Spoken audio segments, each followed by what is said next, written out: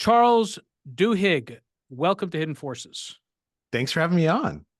It's great having you on, Charles. I am unusually, uncharacteristically self-conscious about this interview because, and everything coming out of my mouth right now, because I spent the weekend reading a book all about communicating, and I feel like, what was the name of that guy? His name was Vaughn, something Vaughn. He was Charlie Sheen's character in Major League Two when he was like, couldn't throw a fastball. I'm sitting on the couch talking to my shrink, and I'm kind of psyched out, not able to throw a fastball because everything I feel like I think I know how to do, but I never thought about as an interviewer. Now I have to think about it. So we'll see how this goes. Maybe we can use this interview for you to help me work through some of my Absolutely. hangups. So I don't know much about you other than the fact that you seem to be an extremely successful and well-adjusted person based on what I've seen from your Instagram profile.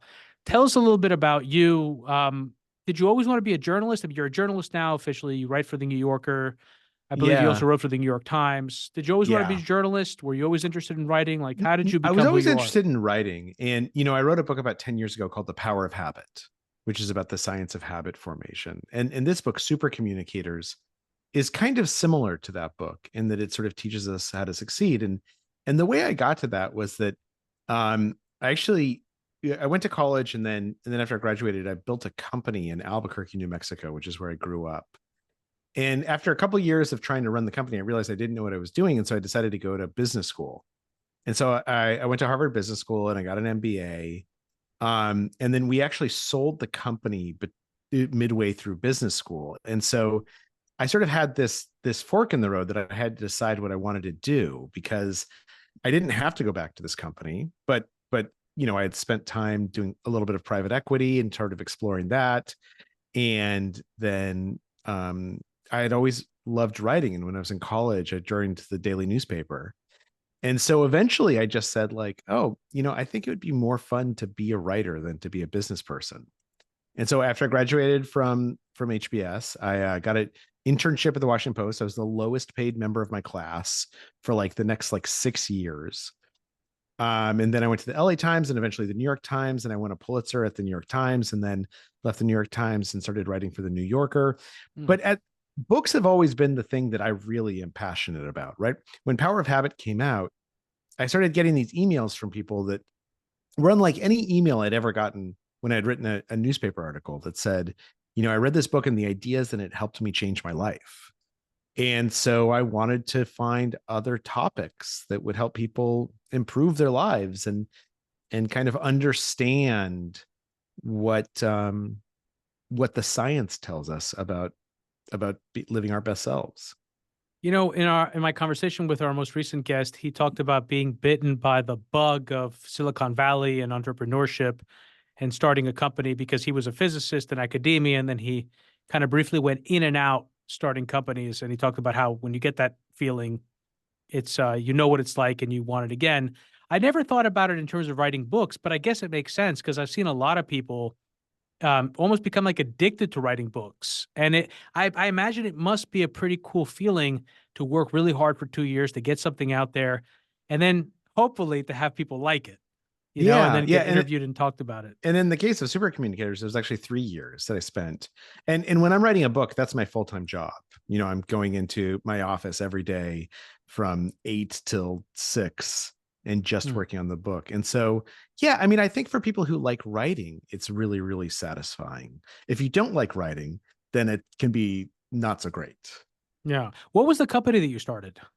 I started we would build medical education campuses for universities, particularly in medically underserved areas. So if you wanted to train physicians assistants or nurse practitioners, we would build a campus for you and kind of basically put together the curriculum, find the faculty, sort of make it all work.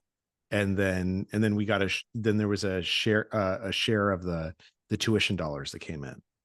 An online campus, you said? No, physical, How bricks did and you, mortar. that seems so, first of all, that seems like so gigantic. How on earth did you figure out how to do that? And also, like, where did that idea come from? Well, it actually came from my dad. I have 9 siblings, and about half of them are physicians or nurses, and about half of them are lawyers. And so we knew that in New Mexico, there was a real need for more mid-level providers, which is what nurse practitioners and PAs are. And actually building a campus is just like anything else. Like it does seem like a huge task. And then you just break it down into pieces and you have, a couple of years worth of pieces to work on, but like it's like go find someone who's written a curriculum before and ask them if you can buy their curriculum, and then hire someone who knows how to adapt that to your particular needs. And so it really was just it was pretty straightforward. Mm. Everyone in my family is either doctors or lawyers. I'm Greek. I don't know what your excuse is, but that's what. So, so what do you usually write about for the New Yorker and for books in general? Yeah, so they're kind of different. So for books, what I write about is I tend to think of it as literary self-help, or self-help for the New Yorker sets, and smart self-help for smart people. So it's Mm. not like a lot of self-help is just not that helpful, right? Like it's kind of like the writer's vague What would be an thoughts. example? I mean, I can't think. I don't want to slam anyone else's books, but I think that most people who have probably read a self-help book know that what it's like. But then there's a category of self-help, which is Malcolm Gladwell and a little bit Michael Lewis, Immediately, that's the first myself. thing that goes to your head. Yeah, Malcolm yeah. Gladwell. Adam Grant, I think, falls into this category, where it's as much storytelling as it is it, exposing you to ideas that might make you more successful. And the reason why that storytelling is really important is because oftentimes we can't remember an idea or use an idea unless it's presented to us in a story. And Mm. it's the story that really makes that idea sticky. So the ability to tell stories and embed ideas in stories in ways where the story really illustrates what you're talking about is a critical aspect to making that idea something that Mm. someone can use. Mm. The Did you work that I ever? do, Oh, go ahead. sorry. Go ahead. No, please, please. The Oh, I work was you just going to do. say, the work that I do for the New Yorker is a little bit different. I primarily write about tech and finance. And so I've written about, for instance, I just had a piece last December, Microsoft. Microsoft and OpenAI, sort of when Sam Altman got fired. I was kind of inside both companies for that drama and explaining what happened and why it happened. Yeah, I'm ashamed to say that I hadn't read. I mean, of course, I've read Super Communicator because that's what we're here to talk about. I hadn't read Habit, but it's one of those books where even if you haven't read it, you're almost certainly likely to have like heard about it, or someone says Yeah. like, your name, and you're like, where do I know that guy from? It's like, there was actually a documentary made about that actor who was in the movie. It was a movie where he was a music teacher, and there was a documentary about him, and it was called that you're that guy from that thing, you know. So have you ever read the book Moonwalking with Einstein? Yeah, I have. So it's Wait, Moon. something similar Yeah, there, right? Like it's obviously it's a bit more specific because it's about building mnemonic castles, being able to right. memorize stuff, but you embed information in stories, and in particular, you embed it in weird stories, things that are memorable. But Yeah, it's I interesting think how that's like a technology of the brain. so. So when Josh Foer wrote that book, it it's exactly right that the key to oftentimes remembering things is surprise, and that's why the best stories contain an element of surprise. Right? There's some element of suspense and then an element of surprise, and that's how you remember the story. Mm, So it is very similar. Our brains are essentially story making machines, and you can fight that, right? mm, We can. My son right now is studying for a test, and he wrote some flashcards yesterday, and we worked on the flashcards. We can absolutely memorize things apart from a narrative around them. mm, The thing is that, as we all know, that memory doesn't last so long, right? Like I had tons of study flashcards when I was in high school and college, and I remember none of them. But I do remember being in a lecture and a teacher telling me a story about William James and why he wrote, the varieties of religious experience, and how that influenced his life, and that he was suicidal until he sort of had made this decision to mm, believe that he had a will. That I carry with me for the rest of my life. And it's because it's easier to remember when it's embedded in this narrative. mm. Are you a generally curious person? I think so. But isn't everyone? Do you think that's true? Do you think everyone's curious generally? Yeah, I do. I mean, I Hmm. think that sometimes some people know how to act on their curiosity better than others.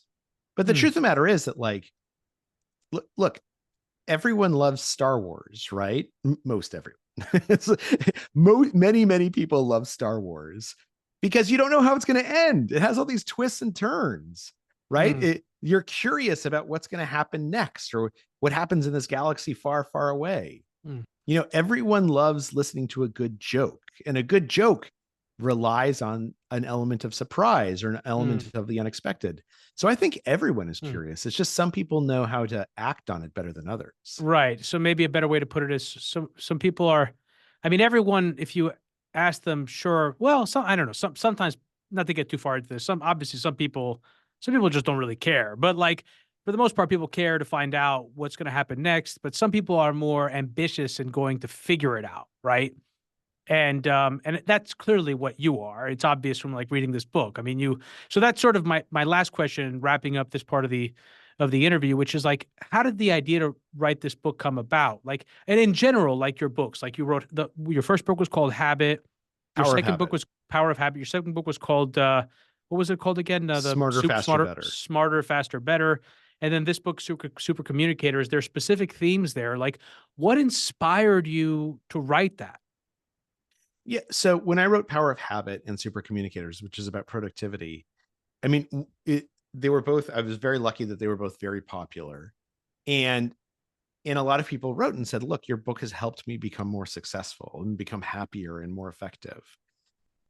But what I heard sometimes was, I want to know how to do this for other people, because the truth of the matter is, a lot of our success in the contemporary world is not based solely on what we do. It's based on our ability to coordinate with others, right? I can be a great, great team member, but if the rest of my Mm, team isn't great, or if we can't communicate with each other, then it doesn't matter how great I am, the mm, project's going to fail.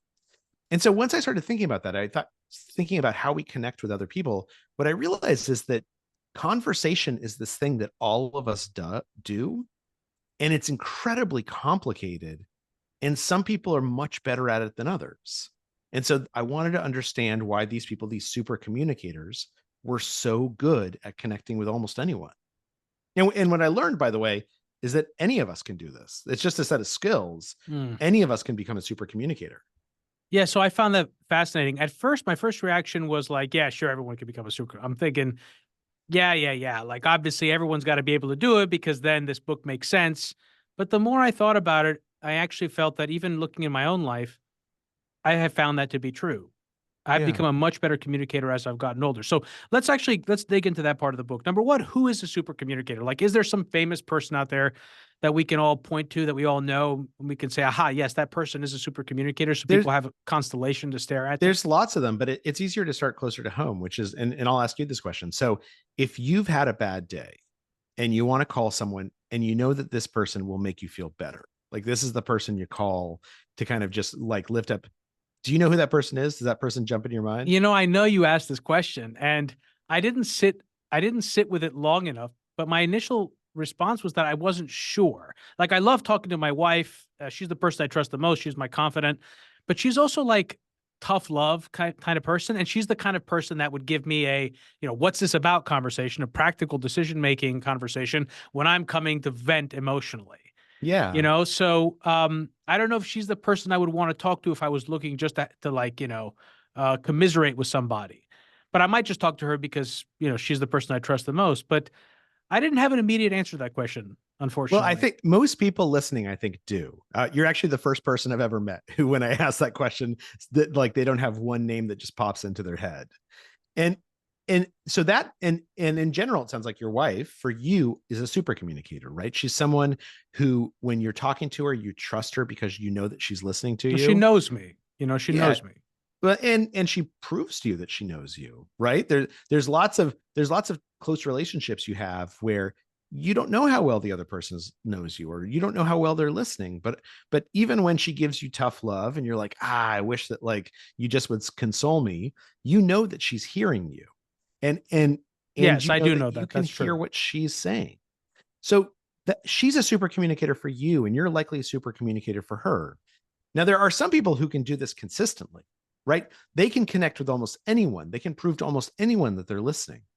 And these folks, these consistent super communicators, we know certain things about them.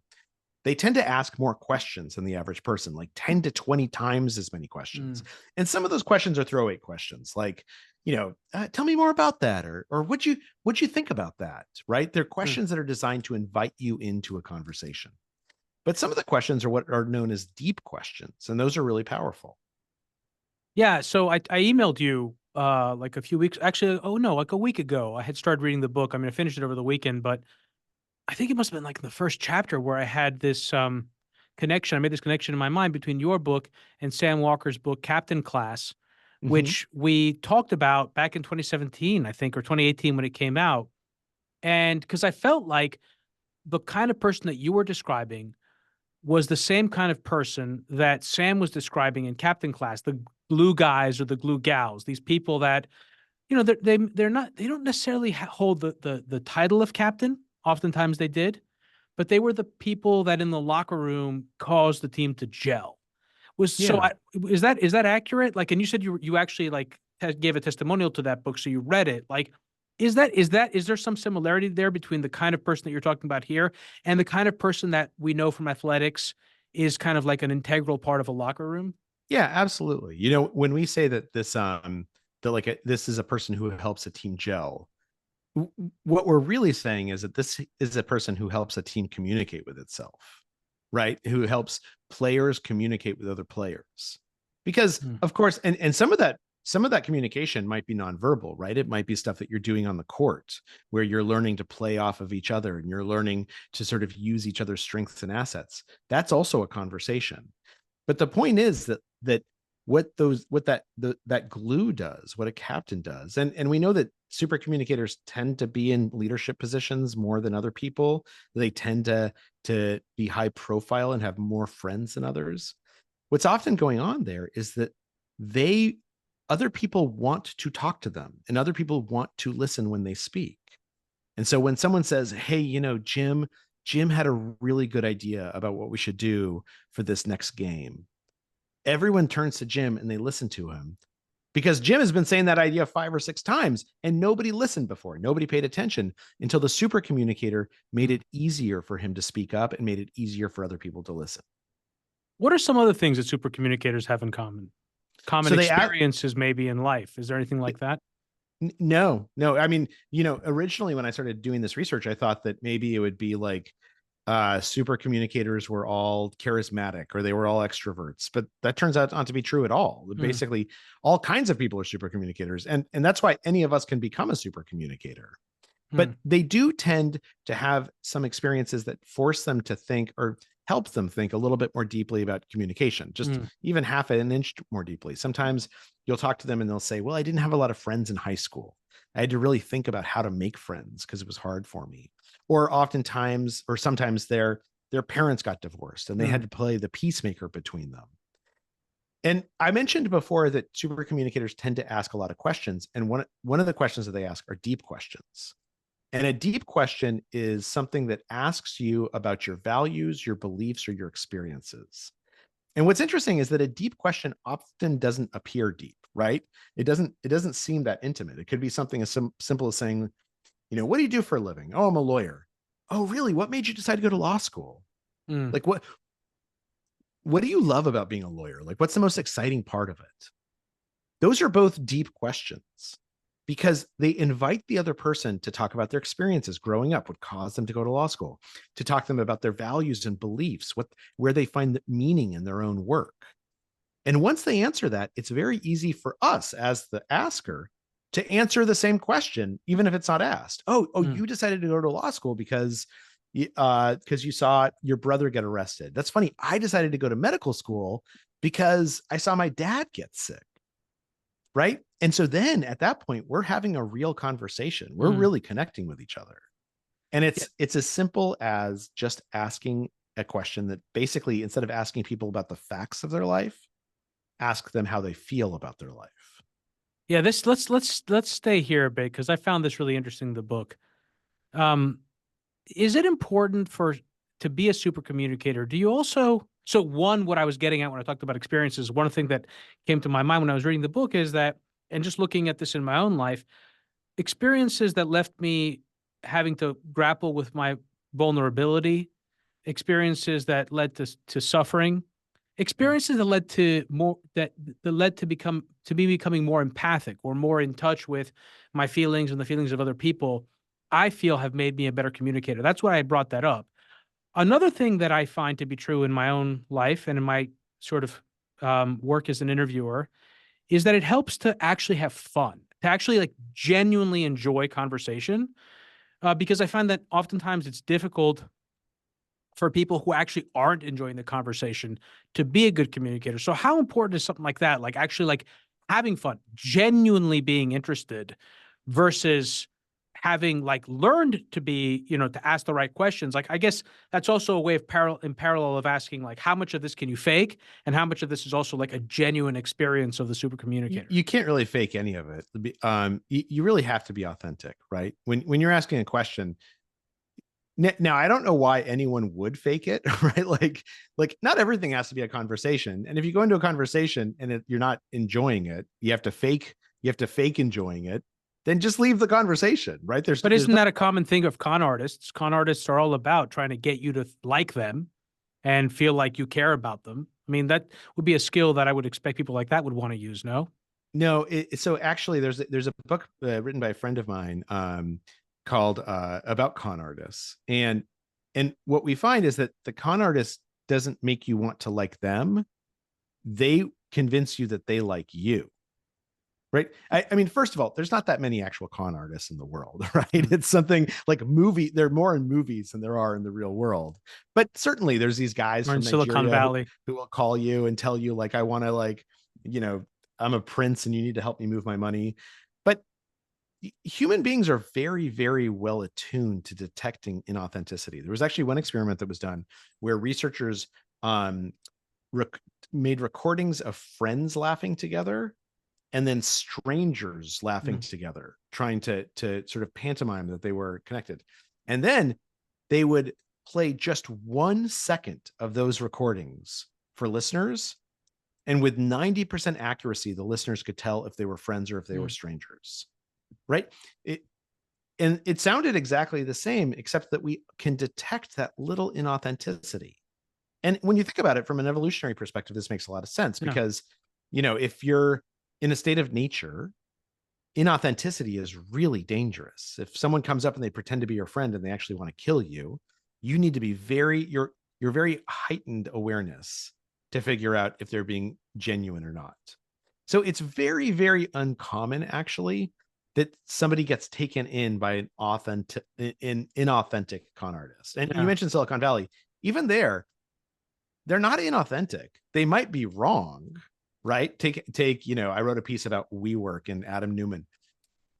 The CEO of WeWork, he was wrong and people believed him too much because he was so charismatic, but he wasn't inauthentic. He believed everything he was saying. Hmm. It's just that you shouldn't have listened to him Yeah, maybe because the he good wasn't. ones. Maybe the good ones. So like that story about laughter, it reminds me of the story from the book about the NASA astronauts who were being interviewed to determine whether or not they would be whether they would perform well in space, as well as the story about the Big Bang and like the Big Bang, not the actual physics theory, but the show. Yeah. Tell listeners a bit. You choose one or two or both stories, whatever, and sort of talk a little bit about why you use those stories and how those sort of speak to um, the not just what we say, but how we say it. Yeah. So that's the chapter that's about nonverbal communication, right? And how do we communicate when we're not necessarily using words? So it's sometimes referred to as non-linguistic communication because some aspects of it are verbal. And so what happened is in the early 1980s, President Reagan said that he wanted to start building a space station. And for NASA, this meant that they needed to start recruiting a new kind of astronaut because up until that point, most astronaut missions were like at most a week long. But now they were going to be spending people up into space theoretically for 6 months or a year. And so they needed to find astronauts who are genuinely emotionally intelligent. Because if you're living in a small can surrounded by vacuum for a year with like 5 other people, you need to be able to get along with each other. You need to be able to connect with each other and really understand what others are saying, whether they're an emotional mindset or a practical mindset. Now, the problem for NASA, though, is that by the time anyone makes it to the final rounds of interviews to be an astronaut, they're awesome, right? They've practiced every single question you can think to ask. They have amazing resumes. They can fake emotional intelligence really, really well. But NASA had to find the people who are genuinely emotionally intelligent, not just the ones who can fake it. Because if you're up in space for 6 months or a year, you can't fake it long enough to make that work. And so one of their psychologists sort of thought about this and he researched it. And then he came up with this new way to test candidates when they came in. It was a normal interview and he used to just ask them questions. But now what he would do is he would walk into the room carrying a big stack of papers and wearing this sort of like yellow garish tie. And he would, as if on accident, he would drop the papers onto this, so they spread all over the room. And it was deliberate, but the candidate in the room didn't know that he was doing it on purpose. And then when those papers would spill, he would just laugh uproariously, go like, I look like a clown. This is ridiculous. And then he would look very closely to see how the astronaut candidate laughed back. Because everyone knows you're supposed to laugh back, right? It's just a natural, like social reaction. But some of them would sort of chuckle politely and go, that's funny. And then some of them would match his boisterousness. And what we know is that this matching of energy and matching of mood signals to us when someone wants to connect with us. This matching is actually really important. Within psychology, this is known as the matching principle. And what the matching principle says is that in order to hear each other, we have to be having the same kind of conversation at the same time. And the way that we signal that is, for instance, by the topics we choose to talk about and how we talk about them, but also our nonverbal behaviors, right? If someone seems really boisterous and loud, do we become boisterous and energetic with them? If someone seems sad, do we try and like cheer them up, which is not matching them? Or do we say, hey, I'm really sorry this happened. Like, tell me about it. Like, what happened? Let's figure it out.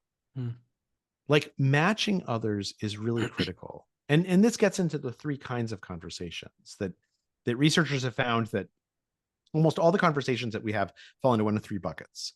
There's a practical bucket, right, where we're making plans, we're solving problems. There's an emotional bucket where I want to tell you how I feel, but I don't want you to solve my problems. I want you to empathize. And then this social bucket, which is about how we relate to each other and how we relate to society. And if we're not having the same kind of conversation in general at the same moment, then we won't really hear each other. Yeah. So I want to talk about those 3 different types of conversations and how we should act differently depending on what conversation we're in. But I have a couple of questions that they weren't things that were addressed in your book, but I thought about them on my own. One of them is, in order to be a good communicator or a super communicator, do you have to be okay with conflict? What do you mean by okay with conflict? You mean that you have to be okay finding yourself in a conflictive conversation. In other words, maybe not being liked or saying something that the other person doesn't immediately agree with, or in other words, do you have to be, yeah, it's exactly what I said. I mean, I don't have a better way to put it. So I think there are some conversations that involve topics that create conflict or where we disagree with each other. But I think what super communicators, yeah. So, and what I'm saying is, like, because a big part of this book is about having real conversations. Yeah. Right. Like getting real with people, but like getting real with people can be messy. We all have been in conversations where we feel like our interlocutor doesn't want to rock the boat. They're not necessarily willing to go in an authentic place, because going to an authentic place could ruffle feathers. It could create not if it's done conversations, right? Like if let's take politics, right? Sure. Let's say you like one candidate and I like a different candidate. Well, if I say something like your candidate's a moron or your candidate's too old, right? Then that's probably going to be something where we're rocking the boat and there's going to be conflict there. But another easy way to ask what someone thinks about the politics is to say, like, what do you like about this guy? Like, tell me why you admire him. And the answer that you give me is going to be the answer of how you see the world. And so I might, ask a few questions, particularly deep questions, trying to understand what motivates you. But you're an expert on yourself. If I say your guy's an idiot, then all of a sudden either I'm an expert on whether he's an idiot or you're an expert that he's not an idiot. And we don't know who the expert is. But when I ask you, what do you like about this guy? What do you admire about him? Then first of all, the answer you give me is probably not going to be very aggressive, right? Because you think that I'm genuinely curious and you want to share. But second of all, you are an expert on yourself. And so the answer you give me will be, I like him because I feel like he tells it like it is, or I like him because I feel like he really cares about people. And I'm not going to disagree and say, oh, that's not why you like him. Like you like him for other reasons, because I don't know. So the key is that the goal of a conversation is not to win. The goal of a conversation is not to convince the other person that you're right. The goal of a conversation is simply to understand how the other person sees the world, what they're trying to say, and help them understand you. Yeah. And that does not mean that you're going to change each other's minds, but it means that you'll probably walk away understanding and having listened to each other a little bit better. No, I mean, I hear that, but I feel like in my own experience where I've had conversations with people, a good example also, and this came up in my mind too, because I feel like some of of the work some of what you talk about in the book reminds me of the research of people like Carl Rogers, who talked a lot about like working on the environment, cultivating an environment of authenticity. And I think about, in fact, in many ways, a lot of this work does feel like you're taking stuff that has sort of developed earlier in a therapist's office, in sort of a practitioner setting, and providing it for people in a kind of retail, to use the financial analogy, a retail environment where people can actually use these skills in their daily lives. I think a lot about, like, that's a great example. Like in a therapist's office, it's not uncommon in order to make breakthroughs, the therapist has to be willing to get conflicted with the patient, not because he's telling the patient you're an idiot, or trying to put opinions in his head, but conflict happens. I mean, take Israel-Palestine. Good luck having that conversation without finding conflict, even if you really want to understand what the other person is thinking. But anyway, that's just. I'm not. I think you might be using the word conflict in a too broad sense, right? So let's say I'm in a therapist's office and I say something and they challenge me. They say, "Look, do you really think it's because of something your mom said? Like maybe it's just that you wanted to feel like you were in charge." Okay, that could feel kind of aggressive, but they're not saying it to try and bully me into agreeing with them. They're saying it in order to ask me, like, do you think that's right? Like, reflect on that. Yeah. Israel Gaza too. Look, there's plenty of people who sit down to have an Israel Gaza conversation and they don't actually want to have a conversation. They want the other person to listen to them, right? I'm right and you're wrong, and I want to convince you that I'm right and you're wrong. And the answer and the truth of the matter is you won't convince them. The other person will assume that you're waiting to turn your turn to speak.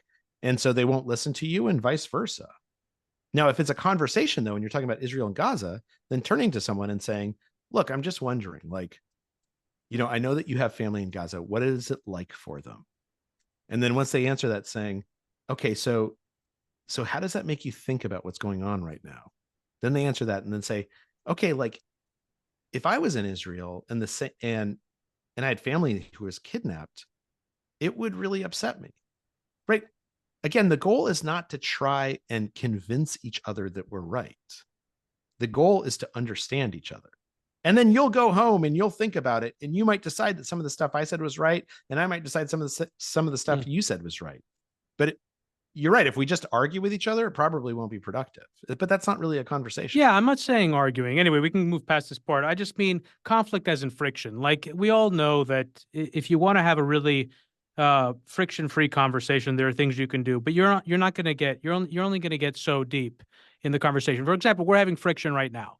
I'm not simply just agreeing with whatever you're saying. I'm trying to push back and see if I can kind of make some headway. But that's not really conflict, I would say. Well, right? we're not having conflict. But what I mean is, like, and again, there's so much more to talk about. What I just mean is being okay with the possibility of conflict, opening the door to a more authentic conversation. That's kind of what I'm getting at. Yeah, no, you have to be okay with people seeing the world differently than you see the world. Yeah. Right. And not seeing that as an attack on you, but rather as a difference that can be you can be curious about.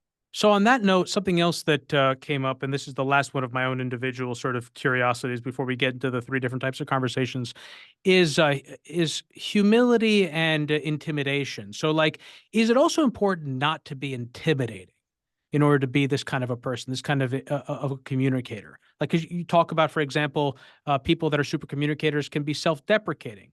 So like, how important is that? I mean, oftentimes very important, right? I don't think anyone enjoys being in a conversation where the other person is trying to intimidate them. Um, and so I think that most people would would understand that if you try and avoid being intimidating, it would probably lead to a better conversation. I mean, one of the things that we know about super communicators is that one of the things that they do is they show people that they want to connect with them. And in order to do that, you have to be interested in the other person. If you're just talking about yourself, if you're talking about how much money you have or how much power you have or what you want to get done, it's unlikely the other person is going to believe that you want to connect with them. Hmm. And again, there's lots of dialogues that are not conversations, right? When I sit down with my kids and I say, I want to talk to you about your rooms, I don't actually want to talk to them about their rooms. I want them to go clean their rooms, and I'm being polite about it. Mhm. And so oftentimes when you see a conversation where there's intimidation, it's not that the person who's intimidating wants to have a conversation. They're your boss and they want to tell you what to do. So, but when it comes to an actual conversation, right? A meaningful conversation, when we really want to share something with other people, it's it's it's very unlikely that someone would be intimidating, because in that setting, they would they want to understand you.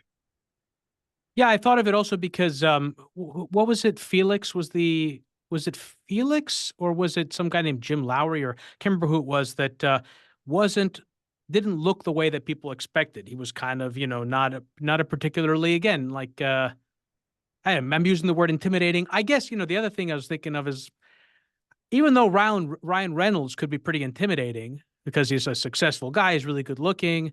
He seems like he actually would fall in the category of being a super communicator. Anyway, I just thought Yeah. about it because I feel like that, in my experiences, when people are self-deprecating, when they sort of minimize themselves, those people tend to be really good communicators. They make other people feel comfortable, and that's why I Yeah. was sort of thinking of that as a possible Particularly point. if there's things that, if you're high status and you're self-deprecating, we, because it's surprising and because it's pleasant, people like you even more, right?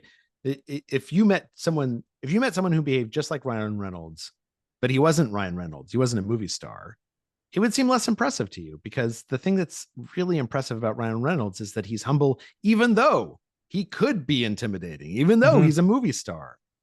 Yeah. And so you're exactly right. Part of what we do when we're super communicators is that we try and make other people feel comfortable. So why is it important? I mean, it's starting to get a little obvious to people that this is what the answer to this question is, but why is it important to understand what type of conversation we're having? I think you mentioned the three different ones, but if you want, Right. repeat them. So why is it important, and how should one approach a conversation differently depending on what type of conversation they are perceiving is actually going on? Yeah. So there's the practical conversation, which is when we're using the prefrontal cortex of our brain and we're talking about planning and decision making and analyzing choices or solving problems. There's an emotional conversation.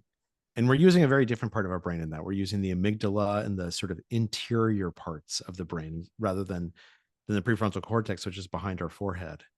And in that conversation, we oftentimes don't want someone to solve our problems. We don't want to come up with a solution. What we want is we want empathy. We want someone to say that they acknowledge and understand how we're feeling and perhaps can relate to it. And then there's a social conversation, which again uses a completely different part of our brain. Um, and it's called the default network. And when it becomes active, what we're talking about is how we relate to each other, how power dynamics work in society, how we think others see us and we see ourselves. And the reason why it's really important, and every discussion contains usually all three conversations, right? It's not like we have an emotional conversation and we'll never touch on practical. Oftentimes you start with an emotion or you start practical and then you get to the emotional and then you get to the social and then you come back to the practical. What's important though is that you have the same kind of conversation at the same moment, Hmm. right? Like when I would come home and I would complain about my day, and my wife would try and solve my problems, I was having a practical conversation or an emotional conversation, and she was having a practical conversation. And that's why we couldn't hear each other. But it's as simple sometimes as just asking. Like now, when I come home and I'm upset about something, she says, look, do you want to solve this problem together? Or do you want me just to listen? Because you need to vent. And oftentimes I love it when she asks me that questions, because sometimes until that moment, I don't know what I do want, right? When she asks me, it helps me recognize what kind of mindset I'm in. And so it's really important to be having the same kind of conversation at the same time, because that's when our brains become what's known as neurally entrained. We literally, if you measure sort of neural activity, what you'll see is that people who are having the same kind of conversation, who are connected to each other, who are having a real discussion, their brains will start to behave similarly. So much so that on neural scans, they start to look like each other. Yeah, I want to ask you about that too, actually, because that opened up some other questions for me. Um, how so? Would an example of this, just for people that are listening along, would an example of what we're talking about here be like if you came home and you said, I'm in a dark mood, and your wife said, well, then you should go for a walk and get some sun. Is that an example of like you coming and saying, I want to have an emotional conversation, and she's saying, here's a practical solution, and you guys No, are not talking past each other? necessarily. Not necessarily. Because I think in that situation, she's listening to me, and she's probably, I mean, the truth of the matter is that if she's saying that, it's probably because in the past I have taken a walk and it has helped a lot. But if I come home and, I mean, look, this happens pretty frequently, right? Somebody says like, here's what happened today, or I'm frustrated by this. And the other person is like, okay, here's what you got to do. Like they come up with a solution right away. And the person who's upset, they don't want that solution, right? Now, if it's a solution that's listening to and acknowledging what I've said and engaging with what I've said and matching what I've said, then you can invite them to become practical. You can say like, look, what I hear you saying is that you feel really upset. And I think that's totally fair. I've felt upset before. I know how frustrating this can be. Is it okay with you if I suggest a couple things that might help this situation? Then you're inviting them to match you in a practical mindset. You're in a practical conversation. But the key is that you're really listening there, right? You're showing them that you're listening. You're meeting them where they are on the same wavelength, and then inviting them to come onto your wavelength. So that makes me think of something else. I've heard you talk about this in interviews that and I'm familiar with this as well, with the advent of the telephone, people thought this was going to ruin communication. This is a constant thing, right? We had the same thing with the written word, and conversation changes and the form of conversation changes. But I do feel, because in interviews, what you've said, and maybe I misunderstood or maybe I'm deriving this, but this is not actually what you intended to say, that a conversation over the phone, or let's actually do this conversation here, you and me, right? I have this screen in front of me. You're a two-dimensional avatar on my screen, and we're talking to each other. This doesn't feel like there's a lot that's missing here. When I interview people in person, the conversations are way better. And there's so much more that I get out of them. Now I've learned to compensate for that. And another great example of that is like over text. I use GIFs all the time because it's a great way to communicate emotion. But I do find that like in-person conversations are something much better. In your research, did you like spend any time sort of trying to delineate that? Like, because so much of your argument in the book is about how we've evolved to be able to do this. So like, did you look to see at all how communication changes depending on the context? And also, are there certain people that are better at other forms of communication? Like someone might be a great super communicator in person, but might kind of suck at it over the phone or over text, whereas other people are really good at that. Also, generational differences between people and like what sort of context they communicate well in. Yeah, so there's a lot of research on that. And in general, when people are bad at communicating in one particular channel, one particular form of communication, it's because they haven't thought about the unique rules for that form of communication, right? So you mentioned telephones. So when telephones first became popular 100 years ago, there was a bunch of studies that said people will never use phones to have real conversations because you can't see each other.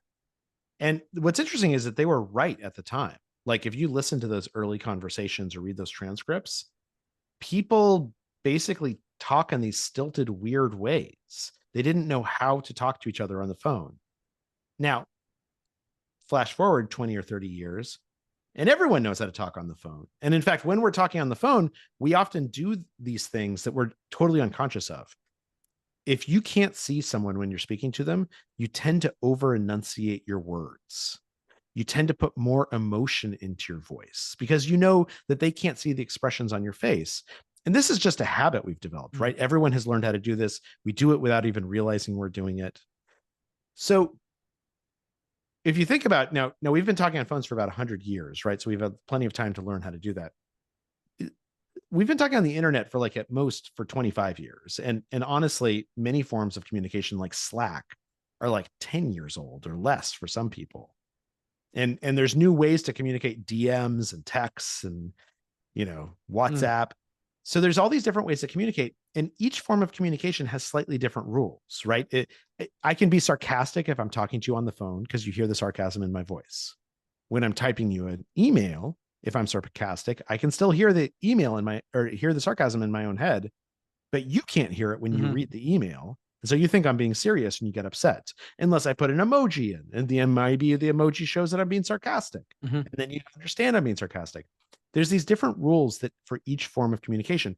And when people are bad at some of them, it's usually because they have not stopped for just half a second to ask themselves, what are the rules for this particular form of communication? So the thing that you said, that like someone's a great super communicator in face-to-face and a terrible super communicator in the written letter, that doesn't happen very often, right? Now, obviously, there's some people who, maybe they have literacy issues, or they never ever write, or they don't have the technology to be able to write. But in general, for most people, if you're good communicating face-to-face, you're also going to be pretty good communicating via email, as long as you take a second to think to yourself, how is an email different from face-to-face? What are the rules that I need to use to really connect with someone on a screen versus when we're sitting next to each other? And as soon as I say it, everyone knows that those rules exist, right? Oftentimes we just forget to remind ourselves of them because we're in such a hurry. We're, tweeting while we're in our car and sending off texts on our phone and while we're waiting for the bank. And it's just, there's so much going on that we don't stop to think ourselves. But if we just make a habit of saying, like, what are the rules for this form of communication, then oftentimes we'll do a lot better. Ooh, I keep coming up with new questions as we're talking. So I just want to make an observation, and I wonder if people will agree with this, if this has happened to them. I feel like I've become a much better communicator over text and a worse communicator over the phone. I remember when I would have really intimate conversations over the phone when I was like in high school and there was a girl I liked and I'd talk for hours on the phone and my ears red. And now I just hate being on the phone. I feel like I don't really, but I've gotten better, communicating over text. What I thought about, so I had two thoughts that are kind of run in parallel. One is, have we become worse no, let me rephrase this. Have people in positions of power become worse communicators over time because of this trend that more powerful, rich, successful people have less good quality social skills? I mean, this is a kind of also a stereotype of people that work in tech, et cetera. But there is this trend of people who don't really, have strong emotional IQ. So that's one question, is basically like, have we seen a trend where some of these skills have deteriorated among people that would normally have them? And then two, again, this is parallel because it has to do with a linear time factor. That has to do with this sense of being surveilled. So like people today are much more conscious of what they say than they were in the past. And it's not just because things are also written down. There's also a culture of this, people getting canceled. How does that affect, how has that, this is also like not necessarily on an individual level. We're talking about like a social application of what you write about in the book. But have you thought about that at all? Is that anything you explored in the book, the way in which the permanence of communication today has influenced people's ability to have authentic conversations? Well, it's definitely true that we are more polarized now than we have been at many times in the past. And that many people have forgotten how to have conversations, right? So if you go on Twitter, it's very infrequent that people actually have conversations on Twitter. They just scream at each other. It's like, you're an idiot. No, you're an idiot. And like, here's what I believe. There's no like, let me prove to you that I'm listening. Let me ask you deep questions, right?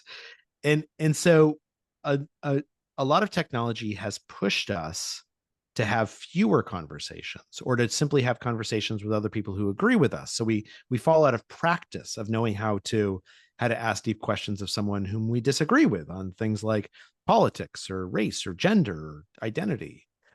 And so that's definitely happening. And that's one of the reasons I wrote the book, is because we used to actually teach communication skills in schools, right? And until basically the 70s, almost every curriculum for every high school had communication skills, something that a format where you would learn how to work with other people and deal with other people. And then as schools became more technocratic, as we became more and more focused on hard skills, a lot of those courses disappeared. So I think we can relearn how to become better communicators. Now, what I would say is, you referenced Silicon Valley, that like everyone in Silicon Valley is a bad communicator, or many people. No, are. I didn't say everybody was. But many people are. But I actually think what's going on there is that people in Silicon Valley have learned to communicate with each other, and you just don't know the codes that they're using. You don't know the rules that they're applying. Right. So you're right. Like, I cover tech, and like, it's very often that I'll meet someone who's a little bit awkward and, sort of Spectrum-ish. Possibly, but or awkward in a way that that we think of the spectrum. Mm-hmm. And that does not mean that they are a bad communicator, because they are in an environment where that kind of behavior is actually a form of communication that's very, very useful. Like the Big Bang Theory. Like the Big Bang Theory, right? That like oftentimes what we perceive as being bad communication might be bad communication with us, but not bad communication with the person, with the groups that person talks to on a regular basis, or that they actually want to communicate with. So there's a hesitancy to labeling someone as a bad communicator unless we know that they are trying to communicate with us. Do people have to have goals when they're in a conversation, even if they didn't initiate it? I mean, do both counterparties have to have some kind of goal that they're aiming at, or can you just be wandering in a conversation? No, you can definitely be wandering, but that doesn't mean you don't have a goal, right? Your goal, like, I don't think it's that everyone has to have goals. It's that everyone does have goals, whether they're aware of them or not. Are we mostly unaware of the fact that we have goals when we're in a conversation? Because most of the time, if you ask someone like, what's your goal? There's almost like a sense in which you imply that there's some kind of underhanded Machiavellian objective to what they're getting at. I mean, when my wife asks me, do you want me to solve your problems or just listen to you? It doesn't feel very Machiavellian, right? It feels like she actually cares about me and she wants to know how to be helpful. And when we walk into a meeting and someone says, okay, here's the agenda, let's talk about the budget, that doesn't feel Machiavellian either, right? Like, we have a goal to come up with a budget. I would say that in general, there are a number of conversations where we have explicitly stated goals, or we can ask about the goals. And then there's other conversations where we infer the goals, right? When I'm hanging out with my friends, my goal is to like kind of amuse them and amuse myself and just relax together. And I don't have to say, fellas, like, I'd like to start this conversation by saying, let's just amuse each other and I want to relax. Because we know that I communicate that through my body language, through the topics I bring up, through everything. So it's not a question of whether we have to have goals. We always have goals. The root of any motivated action is that there's some goal seeking going on. And what's helpful is sometimes to acknowledge to ourselves and to others what that goal is, if it's not obvious from the start. Do we need to share some of the same high level goals if we're having a conversation? If we're having a conversation, if we want to have a productive conversation? What do you mean? Like, so for example, if I'm going into a conversation and my goal is to convince you to do X, Y, Z, and your goal is to understand what I want, does that conversation work? Does it not work? Sure. Versus if you're, go ahead. Yeah. If my goal is I want to understand, let's say you're my boss, and as my boss, your goal is to tell me like what I should do next. And my goal is to make sure I understand what I should do next. Yeah, that's compatible. Now, if you go into a conversation though, and you're like, I want to convince someone of something without bothering to listen to what they believe, without asking them if they want to be convinced, then you're not really looking for a conversation. You're looking to basically like shout your opinions at someone and hope that they agree with you. And that tends not to be very successful. So I would say in general, the reason why people, particularly super communicators, have aligned goals is because they engage in what's known as a quiet negotiation. They try and figure out what each person in the conversation wants, and then where that overlap is, where our goals can meet each other.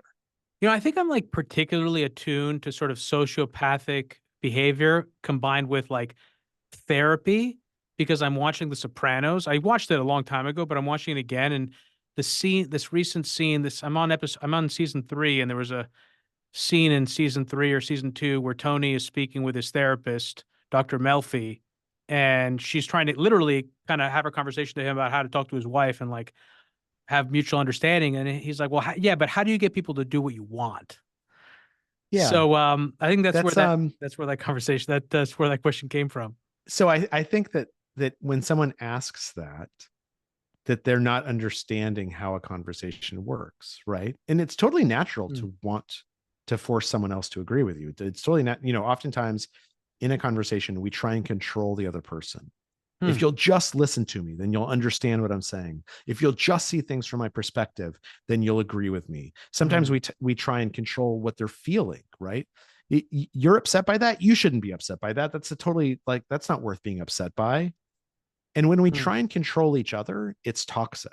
We know this from marriage therapy and studies of marriage therapy, that when people try and control each other, that starts down the path towards divorce. What's much better is to try and control things together, right? Because we all have this instinct for control. It's not like we're going to be able to repress it and it's going to disappear. But instead of trying to control the other person, we can, for instance, try and control the environment. So if a fight starts at 2:00 in the morning, we can say, look, let's hit pause on this until we're both well rested and it's 10:00 and we feel better. We can try and control the environment together. We can try and control ourselves and say like, oh, look, I want to respond to you, but let me take a second to think about how I really feel. We can try and control the boundaries of the conversation or the fight. This is actually known within marriage therapy and psychology. There's this thing known as kitchen sinking, which is, again, a completely toxic pattern where we start arguing about like where we're going to go for Thanksgiving.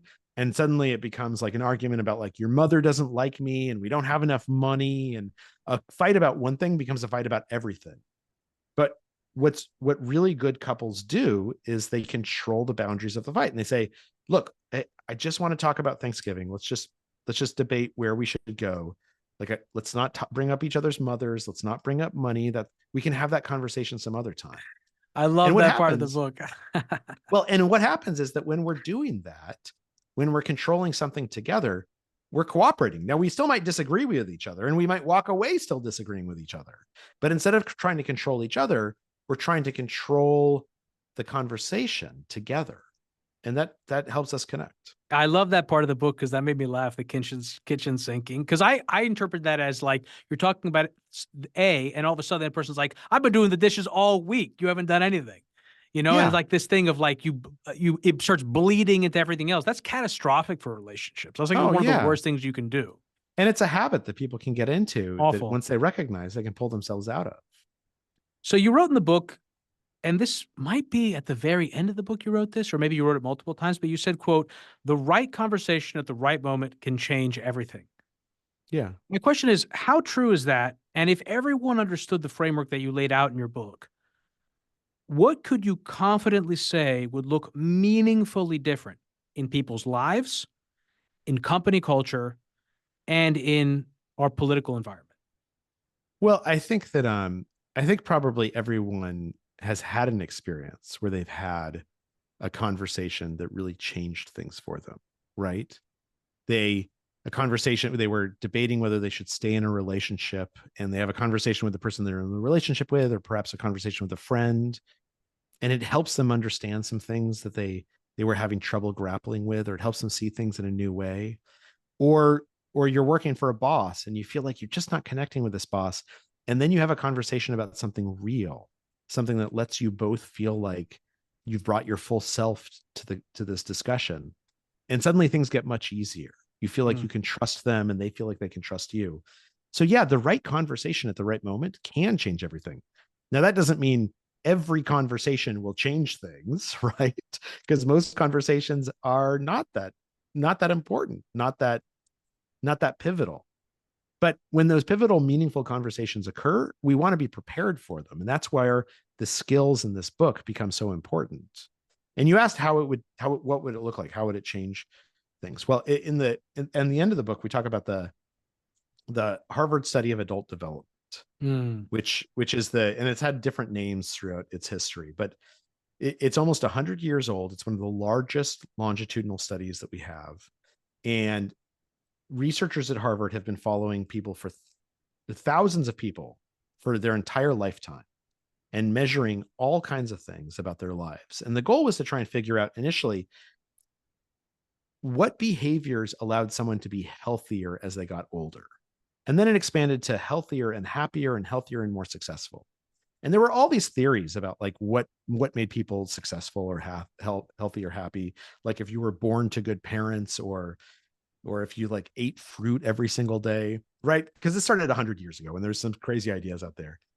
And so they researched all of them, and they found only one thing determines whether at age 65 you're happy and you're healthy and you're happier or you're more successful than your peers.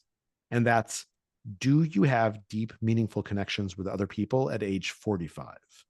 And there's nothing magic about the age of 45. It's just that, if you have deep, meaningful relationships at 45, you probably have had them for a couple of decades because you were building them. And what they found is that you don't have to have a huge number of connections, although having a large number of connections can be helpful, but you have to have meaningful connections. You have to be able to connect with other people.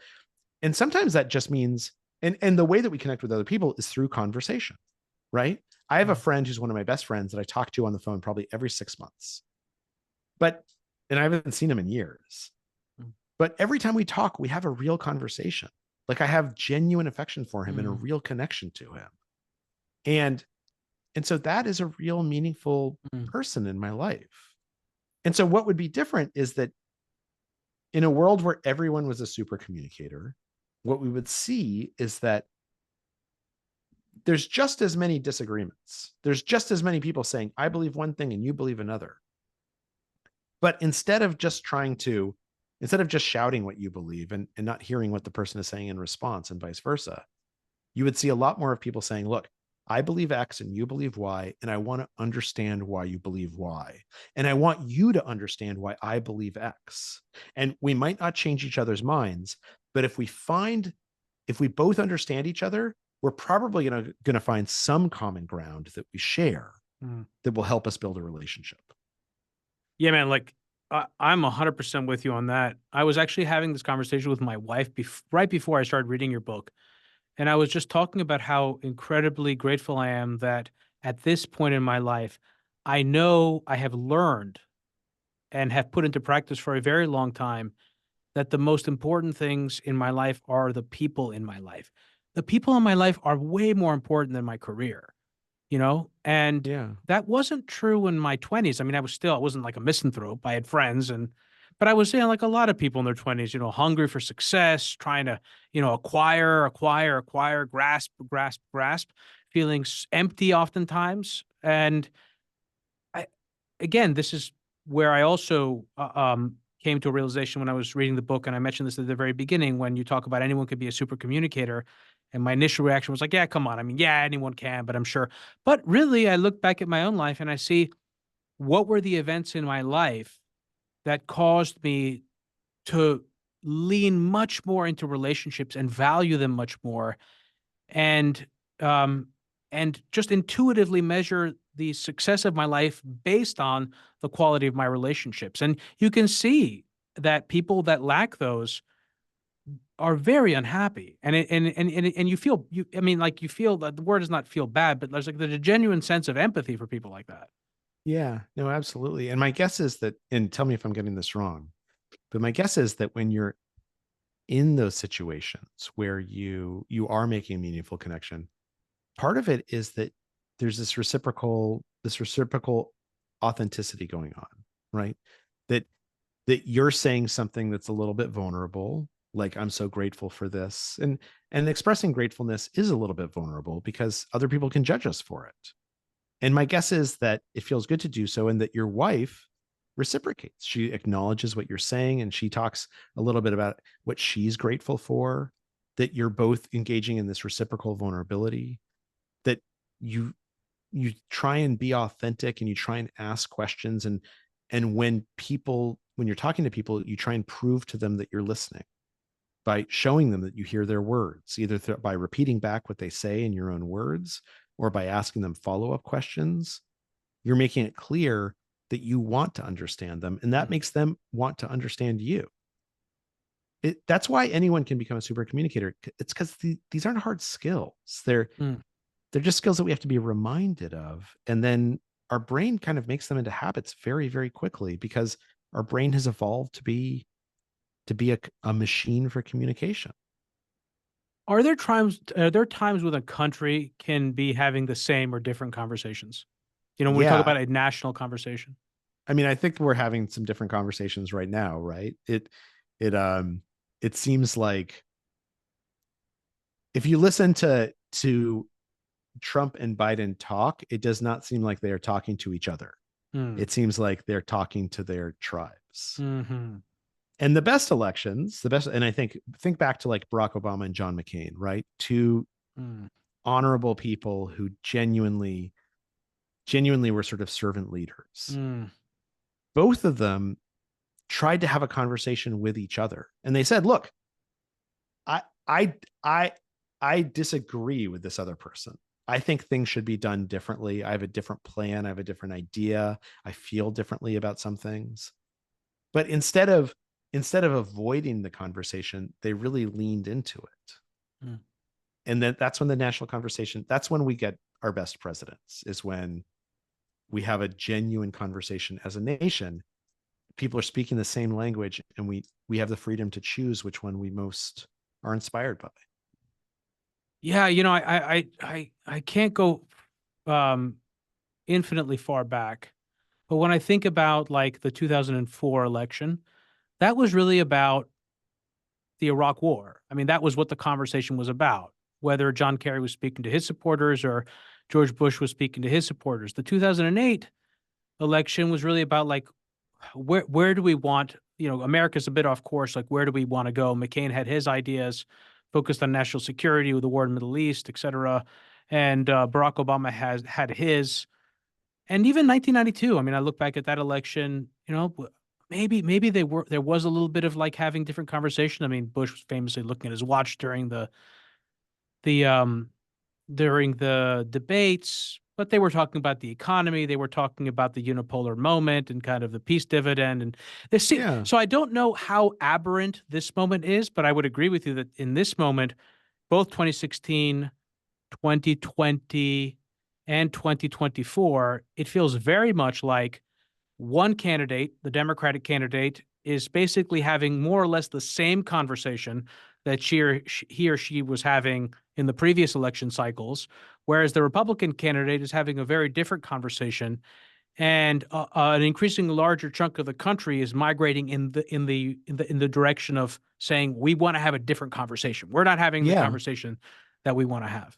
Yeah. And I think that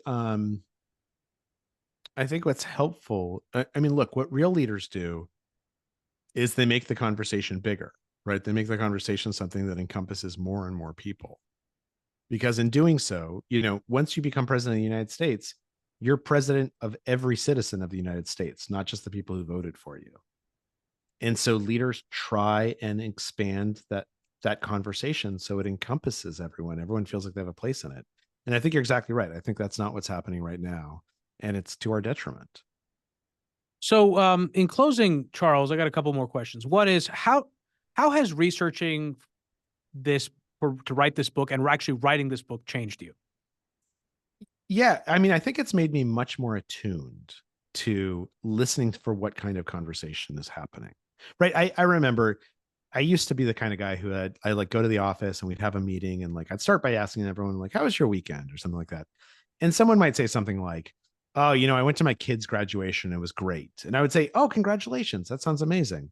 Okay, like we're here to talk about the budget. Let's get down to business. Now, when I hear someone say something like that, say something that's a little bit emotional, I recognize, oh, this is a person who like is perhaps seeking like an emotional conversation before we start the practical conversation. So I might ask something like, oh man, that's amazing. Like, tell me what you felt when you watched your kid walk across the stage, right? Like, were you excited? Were you proud? Were you sad? Because that gives them a chance to have that emotional conversation and for me to match them. Hmm. And that feels good. That feels like they know that I'm listening to them. And then I can say, that sounds fantastic. Thank you for sharing that. Like, okay, now I guess we got to get down to the budget. So I try and listen much more carefully for what kind of conversation is happening. And I try and lean into that conversation. The other thing I do is I try to prove to people that I've heard them, that I'm listening to them. I ask a lot more follow-up questions. I this thing called looping for understanding, where you sort of repeat back what someone has said and you ask if you got it right, particularly in conflict conversations, is really useful. And again, these all just become kind of habits. I ask a lot more deep questions where I'm asking people how they feel about things rather than the facts about things. And what I find is that I do it almost unthinkingly now, right? They're not hard to learn and they're not hard to practice. And they just become very normal and comfortable in your life. How do you feel about this conversation? Yeah, I thought it was good. I'm That was glad a to good hear. conversation. Yeah. Well, okay, last question. I've heard that you answer every single email. Now, is that really true? How is that possible? So I answer every single email sent to me by a reader or by someone who's asking questions about But how can that be or a possible? listener. You have many more readers than I have listeners. I can't even answer everyone's emails. How are you doing that? Because I will say you've answered every one of my emails, and granted, like, we're about to have an interview, but you're fast at responding to emails. So like, how does that work exactly? Well, I think part of it is that, I don't write a novel, right? Like if someone emails me, oftentimes oftentimes people are like, I read your book and it made me feel this, and thank you so much. And this is what I did with, and I might just send back like, that's wonderful to hear. Thank you for sharing that with me. I so appreciate it, Charles.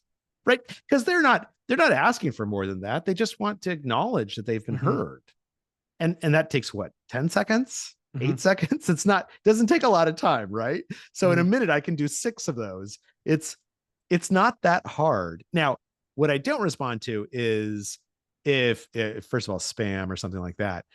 Or if somebody, emails and they're asking for a favor, but like there's right. Like I get this. I actually oftentimes will get emails, and I actually respond to all of these. I'll get emails from people who I've never met before, who have never read any of their work, and they'll say, will you blurb my new book? And oftentimes I say like, look, like, I'm sorry, I just don't have the time to read your book. And so I don't think I can blurb it. But I'm also thinking like, you've never reached out to me before this moment, and now you're just asking for a favor. And it doesn't seem like you're like, oftentimes the act of listening can be proactive, where I can explain to you like, look, I'm asking you for this favor, and here's how I hope it benefits you, or here's what I want to give you in return. If it's just like, this is what I want, that feels less like a conversation. Those are some of the worst emails. I get those emails too, where people are like, want something, and they come across so selfish. It's like, I'm always like amazed. I'm like, how have you not learned that this is not going to work as a strategy?